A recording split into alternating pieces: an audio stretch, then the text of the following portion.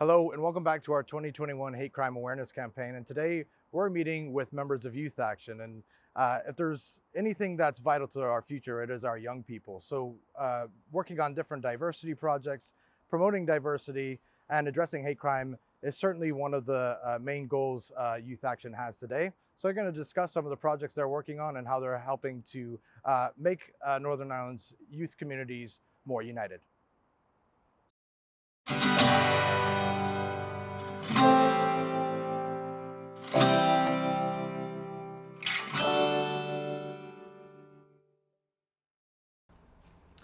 Well, hi guys, thanks for being with us here today. And yeah, just wanted to ask, first of all, if you just want to just introduce yourselves and your role here at Youth Action and some of the work you're currently undertaking.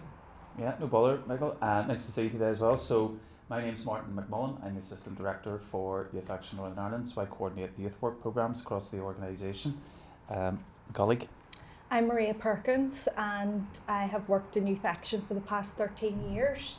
And a lot of my stuff would focus on the human rights of young people. So currently working with young people with disabilities, young people in the welfare system claiming benefits, and also young people affected by mental health issues as well. Yeah, so Danny Boyd, I've been working for Youth Action approaching 4 years now, but I've been involved in youth work for about 6.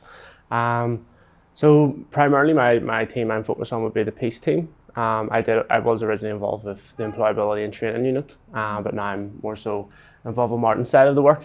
So 2 work streams I work on: one small step, encouraging young people to become more active in communities or in wider society, and another one, Youth Network for Peace. So building sustainable, meaningful relationships among young people across the region and the border counties. Excellent. And as you know that our hate crime awareness campaign is about exactly that, bringing awareness to what different organizations are doing to tackle hate crime throughout Northern Ireland. Can you tell us a little bit about Youth Action's role in promoting diversity and diminishing hate crime, and what are some of the projects that you may be running to do that? No problem, Michael. So I need to give you a review, and then we'll maybe just talk with the rest of the team here just to hear a wee bit more about some of the projects. Perfect. So I suppose overall, while we might not use the words hate crime specifically in our vision and our plan, our goal as an organisation is to tackle inequalities that young people face in their lives, but not just young people, it's society as a whole. So we want to promote inclusion and diversity. So part of that would be hate crime, but linked in with that is a lot of prejudice, a lot of discrimination and violence towards any group. But the hate crime wouldn't come out necessarily as a specific title within our work, but yet what we do is fundamentally about preventing hate crime happening in the first instance. So helping young people to be more inclusive of others, to be more aware of others, to respect diversity and difference, and to certainly use non-violence in terms of their dealings with others. So yeah, I suppose as an organisation we're about inspiring young people as change agents, with young people joining in with the world here, young people playing their part, young people supporting them to think about what sort of future they want, and to challenge others and to challenge things that they feel aren't right or that are uncomfortable with. So that's very much what we do. So primarily with young people aged 13 to 25, but we also are a workforce development organisation, so we support training of others, whether that be university level or level 2, level 3. So we support others. We're also a membership-based organisation, so we have 184 local members across Northern Ireland.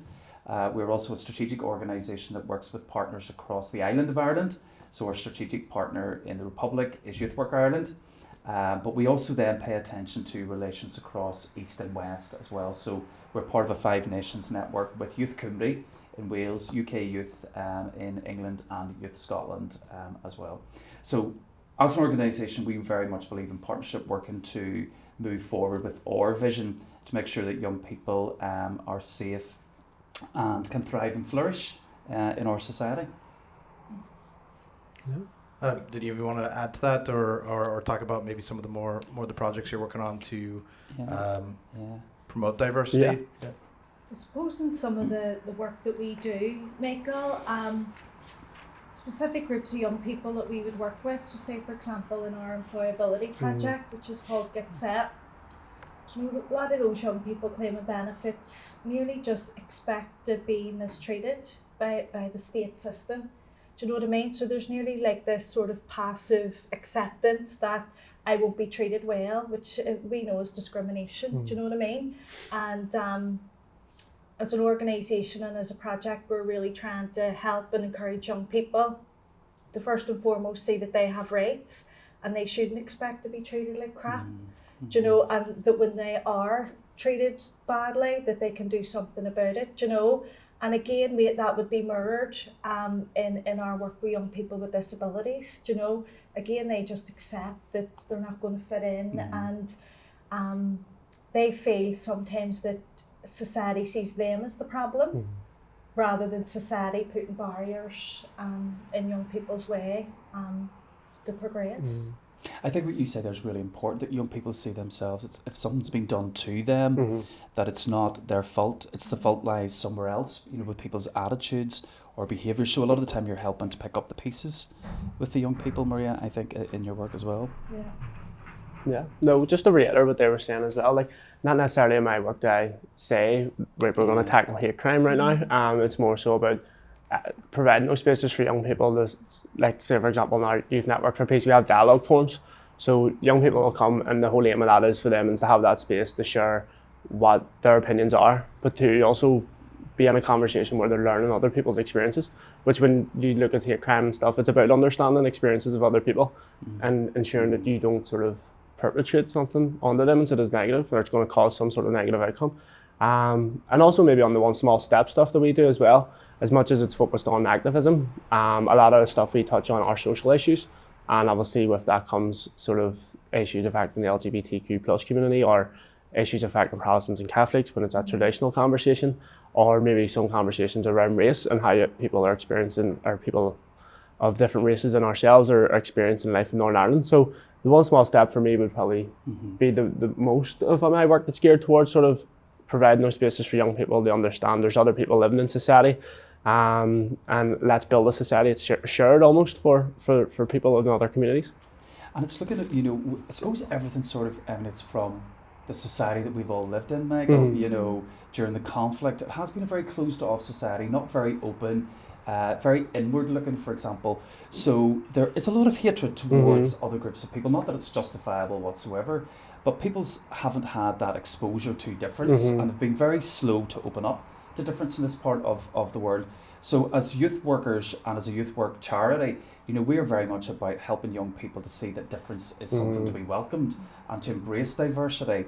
And I suppose, again, as we say, to where possible through non-violent means, if you want to get your point across about something you're not happy with, it's how you actually do that. And whether it's disability, LGBTQ, you know, travellers are often a group that are invisible in a lot of the work we do in terms of minority communities.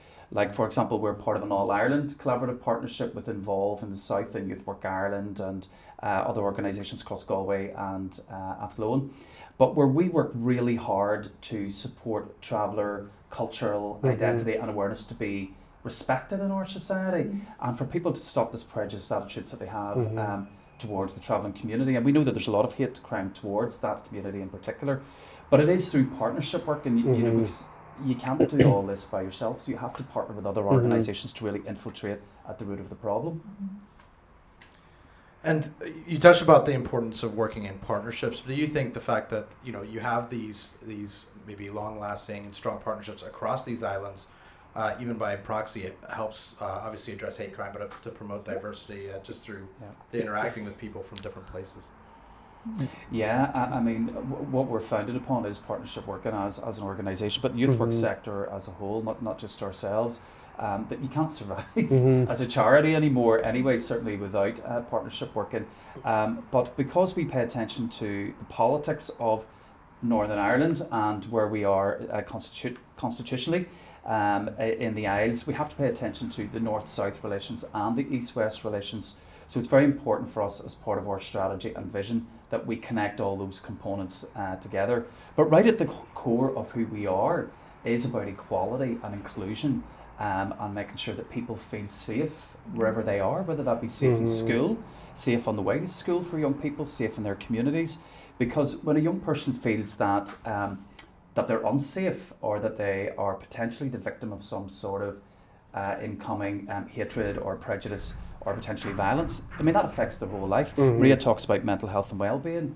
You know, if you don't feel safe to leave your house to go to school, because of how you've maybe been made feel, or you've been called names or bullied, and we know that bullying often then leads to the next stage of potentially actually physical violence as well. So yeah, no, it's 100% about partnership, and Paddy's got a great example, I think, around the Y7 Summit you've been working with. I think what I was just going to say there as well, first, the idea of a multi-agency approach to this area is important, you know, in terms of like if you're maybe signposting and you have that sort of awareness of right here's where I can signpost someone who's been a victim of hate crime, and I think that's where youth work does well, where it is that space for young people to come and maybe share their experiences, and we as practitioners almost are aware of these services and we can then signpost, you know. But as Martin's saying, the Y7 stuff as well, around hate crime, I don't know where that typically fits in there. What was it you were thinking? And I can elaborate a wee bit. Summit is the youth version of the G7 Summit, you know, that you're part of, in terms of, you know, young people really having their voice heard about the sort of society they want and what they're not willing to tolerate in terms of violence and crime. Yeah, I think just this Y7 in particular has been huge, and the push that they've had has been huge. They try and involve youth groups and youth organisations across not just Northern Ireland but the UK. Obviously, the previous Y7 was supposed to happen in the States, and they're 90% sure, and it didn't happen for certain reasons. So the UK made it like a promise almost to say, right, we're going to ensure that this is effective and this is appropriate and it involves young people, and the policies that are affecting young people are touched on and stuff. And a lot of what we have been talking about has been sort of the policies currently aligned to sort of maybe immigration and how that's affecting certain asylum seekers or refugees, and maybe even just people who are homeless, and how that's affecting people who are homeless too, you know. So there's a lot goes on in those Y7 conversations, and it's surprising to see young people at that level engaging in those conversations. But again, it just shows the breadth and depth that youth work can bring to those conversations. And what would you say are some of the barriers to promoting diversity and addressing hate crime, especially while working with young people, maybe across the different projects you're working on? Well, some of the barriers are possibly the community gatekeepers themselves, or people who have very fixed attitudes. You know, again, going back to the conflict, it's very hard to shift a mindset. You know, and very much we're encouraging more flexible, open mindsets. So, you know, those communities, those people, those gatekeepers who are embedded in the way that they think, it's how do you disrupt that habitual thinking? How do you actually disrupt that way of thinking? And certainly we are about promoting how young people stand. What is the stand that they want to make in the world? What is it that they want to say? It's really, really important, because young people do want a different society than what we've all gone through, and they're not willing to tolerate that.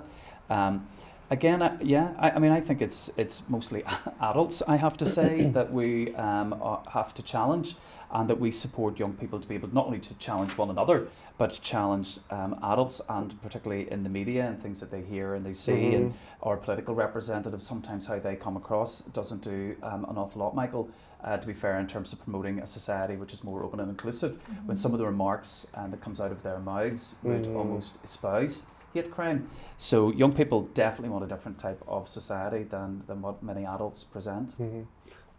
Do you want to jump in there? No, just it's sort of just the add on what you said about the G7 stuff, and a lot of our policies, which we assume are human rights compliant, actually discriminate against young people, and they need to be challenged. You know, so it's not just local community level. A lot of the disadvantage and the barriers to inclusion actually comes from the state and the state infrastructure itself. You know, so if we're denying young people their basic rights to universal credit, welfare benefits, housing, mental health services, immigration, you know, that's actually violence in itself, perpetuated onto the individual. You know, so it's how do you break down that very big stuff, you know, which we just assume is human rights compliant. For me, that's the big challenge. We did a project over the last 2 years with, it was 31 LGBTQ young people, And those young people came up with 31 letters. So they got together and they were writing letters to people in their past, you know, who have influenced them either positively or negatively. But as Maria's talking about, it wasn't necessarily their peers that were the problem. It was the structure and the infrastructure that disabled those young people from enjoying life and being fulfilled in their life in the same way as others. So they were feeling the hatred from the politics of the country.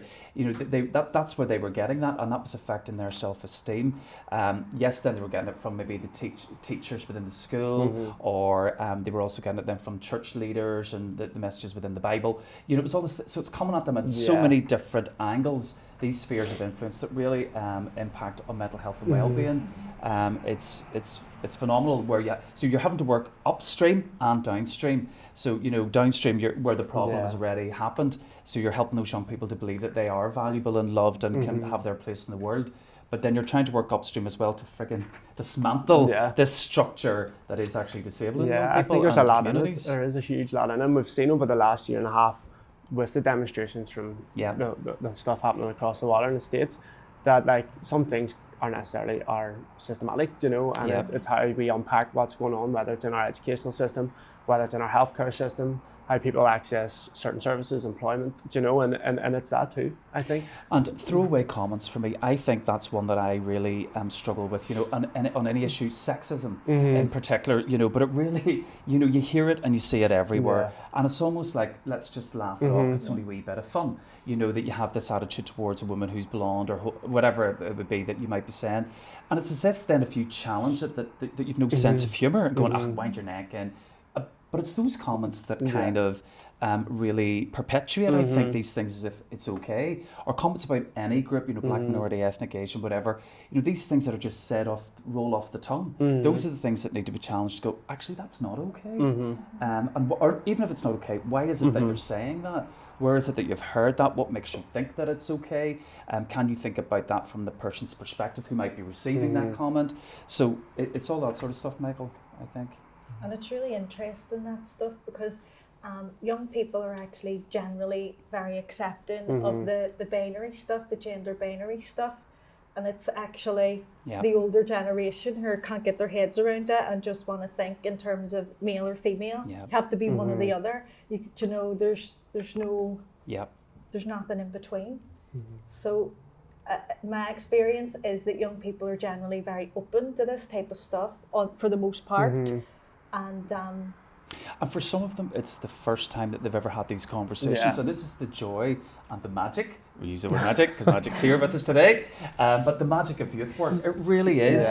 Because young people are kind of going, thank you for having this conversation with us. Nobody's ever opened this conversation up with us about gender equality, about attitudes towards diverse groups and inclusion. You know, because they're kind of going, this is brilliant to have this conversation.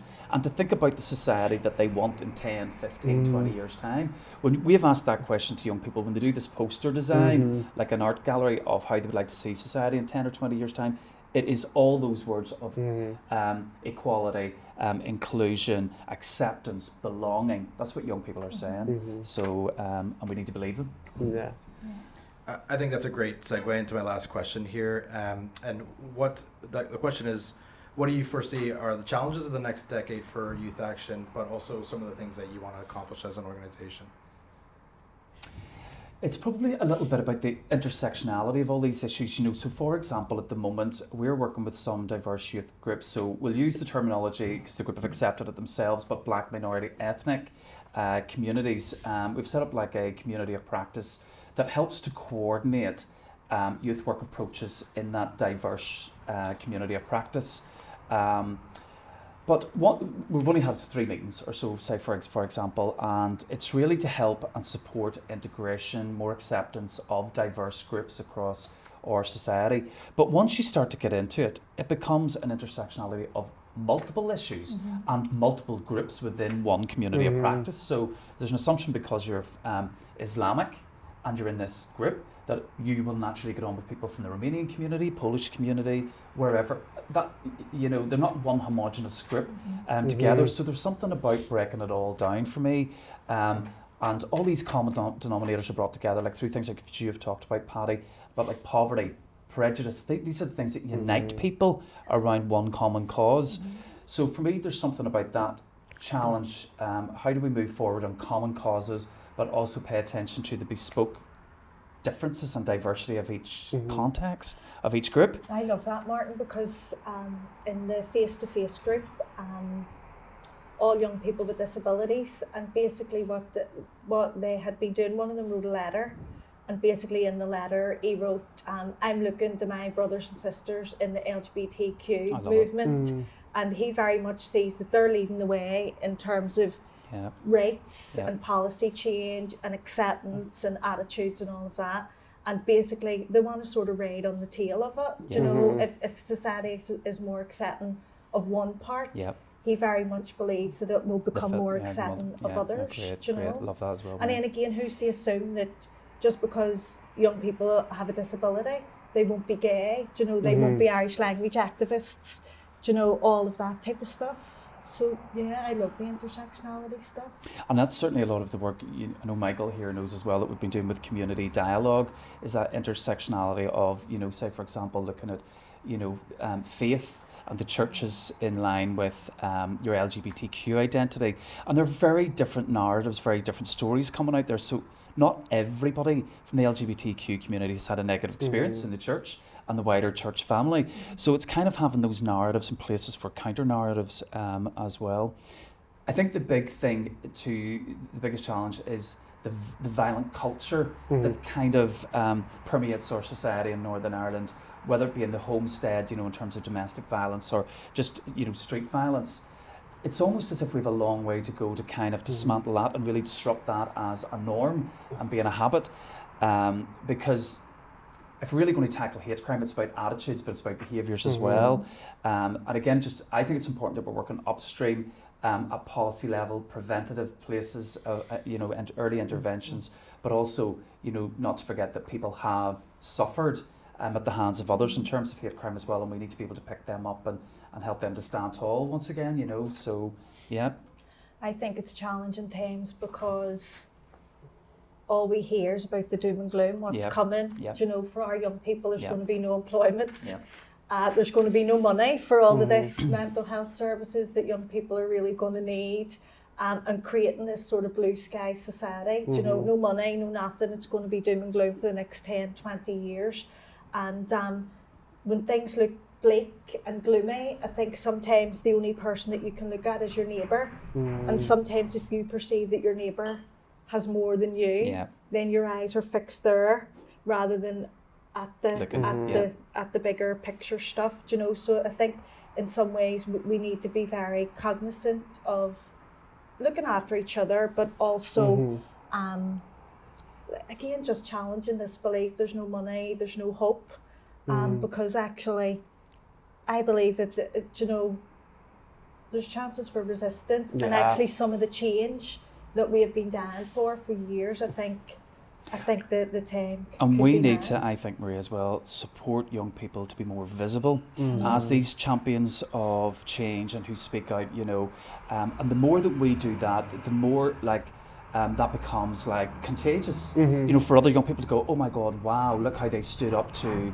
racism, look how they stood up to sexism, whatever, that these young people then become visible champions for other young people to go, do you know what, that's really inspired me and I want to take the lead there. But I agree with you in terms of that. It's getting the balance of, here we are, this challenge and situation we've came through in terms of COVID and ongoing with COVID and the legacy of that and Brexit, to tell that story about the impact, but also, as you say, to kind of think, young people had to dig really deep, as well as others, during that time. And what's the story coming out there about? What is it that young people really found, you know, deep inside them to navigate through that really, really complex world? And most of it was about looking out for other people and connecting with Black Lives Matter and connecting with Young and Black in the UK in terms of campaigns. You know, there was something about young people having this global world available. Now, not all of them had access to technologies in terms of digital poverty and the access that was denied to them. But, you know, for a lot, there are other ways in which young people were able to kind of care about others, I think, or... But also it showed state institutions can eradicate homelessness within a couple of weeks, you know. Well, all of these things that we say we can't do, and actually we can. Yeah. No, I literally, my mind went blank. I was going to say something there and completely went out of my head about challenges and barriers. Just as you were saying though as well, like we do sit in a very sensitive society as well, where violence can erupt in a second. And we've noticed that in the last 2 weeks. And one of the conversations we had with the youth group in North Belfast was, so you had the media representation was what I was going to say. But the group was talking about the violence that happened in Larnac Way and how what you seen was this traditional narrative of Catholics versus Protestants, Loyalists versus Republicans. And what they weren't speaking about was that there might be immigrants or people who migrated to them communities living on that interface too, and they weren't mentioned in the news and their lives, and the fact that they live on that interface too, and these communities are becoming more diverse. And where's their word, or where's their space for them too? But on the challenges and stuff for moving forward, it's more so for young people as a whole rather than youth action, is how the media represent and sort of tell their stories. And we've seen that even just in the football world too, and how they've sort of rebelled against online hate crime. Like social media platforms really do need to sort of up the regulations and policies and how things are being shared and how people can access information too. We talked about it before, these algorithms that create spaces for young people online and they get so sucked into this, and that could very well be what some people might consider offensive, or some sort of right-wing politics or somewhat that could be offensive to somebody. They get very easily trapped in that online, and that becomes the trend of their timelines and their news feeds and stuff, but also just digital TV and the media on BBC or ITV and how young people are represented in that too. They need to be held accountable. And how they do business in terms of what we see in the media, like particularly on certain shows without naming them, but where young people are encouraged to join in with like political dialogue and political conversation, but it becomes a shout down and a shut down, like the old style of politics here. So we want to kind of encourage a new world of politics and also more representative politics as well. So the Northern Ireland Youth Assembly brings a possible avenue for that, where they've proactively sought out a wide range of young people from very, very different backgrounds. So that is one way in which we can start to, showcase a different society. But one of the biggest challenges, of course, staring us straight, is Brexit and how Northern Ireland very quickly could become more insular and inward looking. We've already been there 20, 30, 40 years ago. We'd sort of started to come out of that. I just worry that is going to be the attitude. Like already, mobility of young people has already been quashed as well, Michael, over the last period. Doors will close that weren't always closed. They're starting to close now. So we all of a sudden then became just to look at ourselves rather than looking outward, and being more of an outward and forward looking region. So that worries me, because that can then become like this hot pot of blame, scapegoating and blaming, and where people can't be and live together, with difference. So that's just something we have to work really hard at, that it doesn't become that melting pot of hatred. Yeah, can I just add one more thing before we go? while we're on this rant now? Last week it up. What a way to end on, like, barriers, like. Let us run through that first. We'll get a bit of hope, I suppose you already touched on policy, didn't you? Like, and just the lack of sort of a racial legislation here in Northern Ireland, or lack of, like, for a lack of a better term, representation for the trans community in policy too. And even the fact that anti-protest bill has been put out there by Westminster and so forth in the last few months, that there alone people are out advocating and demonstrating against hate crime every week. You can't, like, we read a book recently and it says you can't go down the city centre and anywhere in the UK or Europe without seeing a protest now, regardless of what that is. And to silence people's voices in that way is massive in terms of dismantling either and what that's is so crucial, Paddy, because young people, in terms of research has shown, and you have to take research with a pinch of salt sometimes, depending on how it's being carried out, but that young people have been disconnected to politics, and that they're not interested in voting, and not interested in voting or being part of traditional political parties.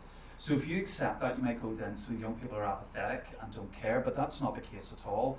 A lot of research has shown that young people want to be part of a peaceful protest. They want to be involved in campaigning, that type of thing. So we really, really need to nurture that type of youth activism, where young people are really, influenced in ways that they can, as well.